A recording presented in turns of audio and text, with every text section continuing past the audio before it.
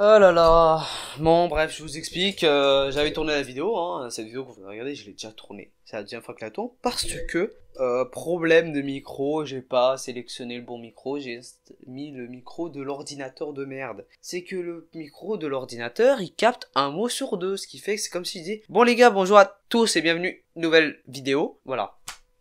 Donc c'est impossible en fait. Donc j'étais obligé de supprimer la vidéo.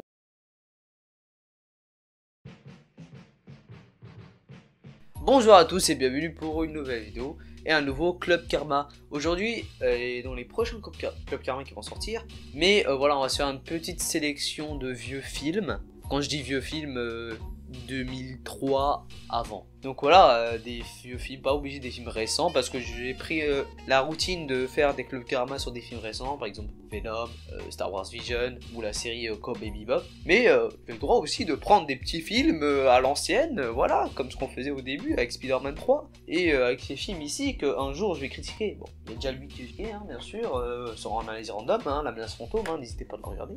Très très bonne vidéo, je la conseille, agréable à regarder avec des blagues incroyables.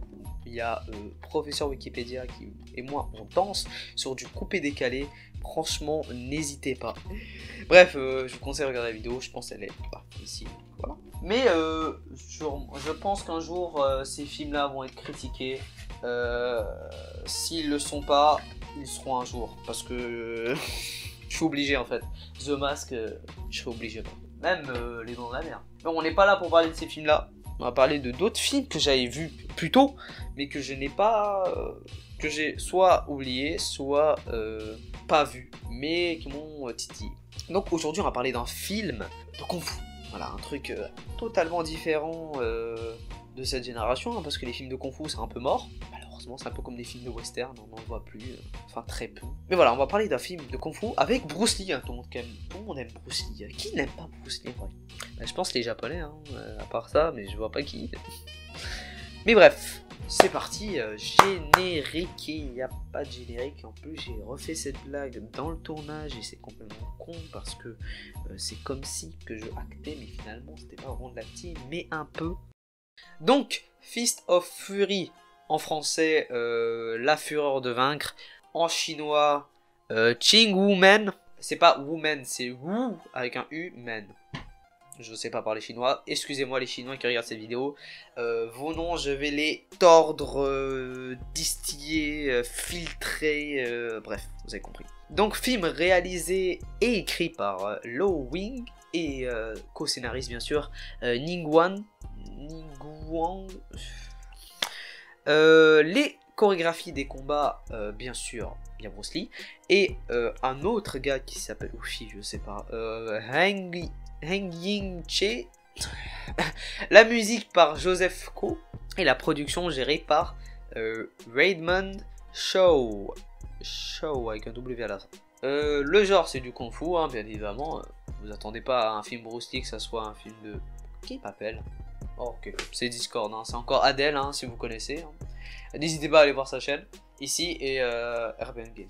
Ta gueule, merci Adèle. Arrête de m'appeler, merci. Je comprends pas que je suis en tournage, mais bref. Oui, la date de sortie du film, je vous ai pas dit quand le film est sorti. On parle d'un film qui est sorti il y a bientôt 50 ans. Aïe, petit coup de doigt, attendez.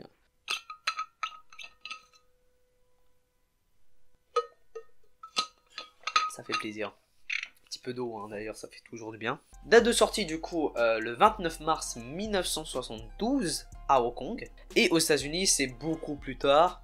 Beaucoup c'est par rapport au mois, le 7 novembre 1972, au Royaume-Uni le 20 juillet 1973 et en France le 12 août 1973, donc presque un an plus tard le film sort en France. Très long, très long. Mais bref, au niveau casting, hein, les acteurs du film, presque tous les acteurs du film sont très connus en Chine, mais ici très peu. À un moment il y a un figurant qui s'appelle... Bonsoir. Mais après, il y a eu un figurant, je ne sais pas si vous connaissez, hein, Jackie Chan, bon.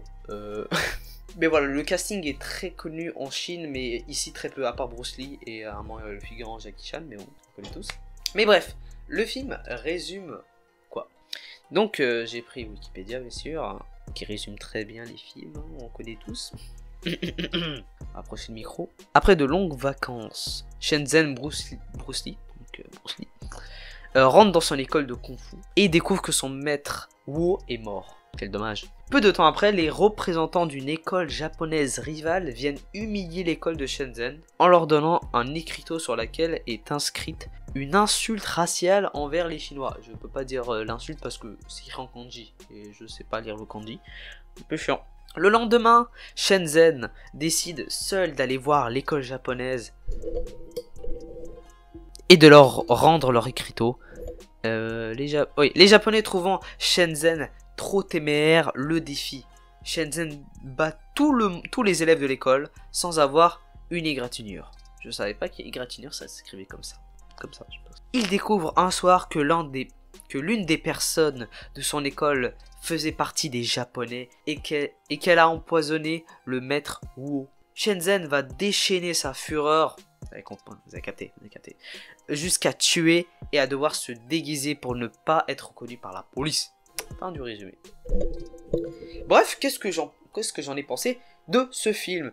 Il était très cool. Franchement, j'ai beaucoup aimé ce film. Il était sympathique, il était simple, il était fun à regarder. Très cool. Mais les points positifs, les points négatifs. Parce qu'il y a quand même des points négatifs. Mais on va commencer par le positif. Toujours commencer par le positif. Ah non, est-ce qu'on commence toujours par le positif ou le négatif? Ouais, le positif. Déjà, si vous êtes là pour un film Bruce Lee, si les combats sont pas bons, ce n'est pas un bon film Bruce Lee. Dans ce cas, les combats sont très cool. J'adore le fight avec les nunchaku, la base, c'est trop stylé. Et je pense qu'il y a une référence à Kill Bill, le moment où il y a tous les élèves japonais autour de Shenzhen et avec le nunchaku. Je pense que c'est une référence à Kill Bill. Bah, je pense que Kill Bill s'est inspiré de cette scène-là, parce que sinon l'espace-temps n'existe pas. Mais oui, sûrement. Et j'ai bien aimé l'acting, en général il était plutôt cool. Bruce Lee quand il commence à s'énerver j'adore. Et quand il est en train de se battre il fait des petits grilles là, tu vois les petits comme ça là, je kiffe. Je fais très mal l'imitation mais j'adore. Pour les points négatifs, le scénario trop simple, oui, on n'est pas là pour voir le scénario je sais, mais quand même il est un peu trop simple à mon goût. Il est un peu trop simple à mon goût parce que c'est juste son maître est mort, il y a des japonais qui viennent dire haha t'es nul et il les défonce.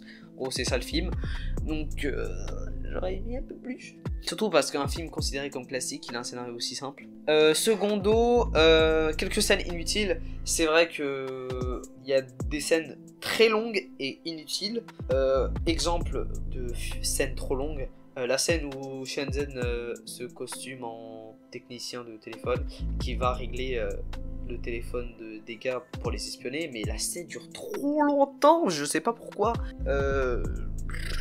Ça sert à rien. Et aussi la scène où il y a la lover de Shenzhen qui vient, trop longue, et même la romance n'est pas ouf dans le film. Tu peux l'enlever, ça change rien. Et bien sûr les sound effects nuls, bon c'est les années 70 aussi, c'est la spécialité des sound effects nuls, mais ça reste un peu moche quand même, parce qu'il y a Star Wars qui est sorti à la même période, genre la même décennie, donc dommage. Si t'aurais sorti un peu avant j'aurais dit ok, tu vois. Mais bref, le film je le note 6.8, quand même, ça a l'air bas, mais ça reste cool et divertissant parce qu'il y a quand même une âme, il y a quand même une âme dans le film, il y a une ambiance. La musique, elle est très cool aussi, j'ai oublié d'en parler. J'aime bien les petites sonorités là, asiatiques, je kiffe. Mais oui, il est un peu bas parce qu'il y a quand même des points négatifs assez gros. Mais ça reste cool. Donc voilà, c'est ce qu'on demande le peuple. Je vais voir si la caméra s'est éteinte, j'espère pas. Ok, on va faire une conclusion très vite. Parce que je pense que ça va s'éteindre bientôt. Donc, j'espère que cette vidéo vous a plu, qu'elle vous a donné envie de voir Fist of Fury.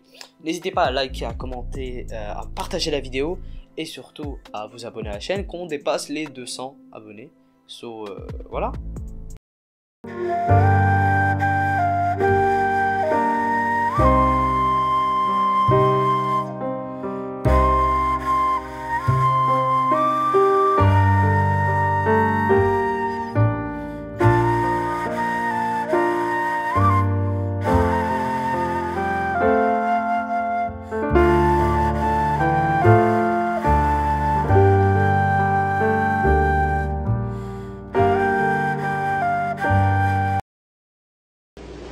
Be water, my friend.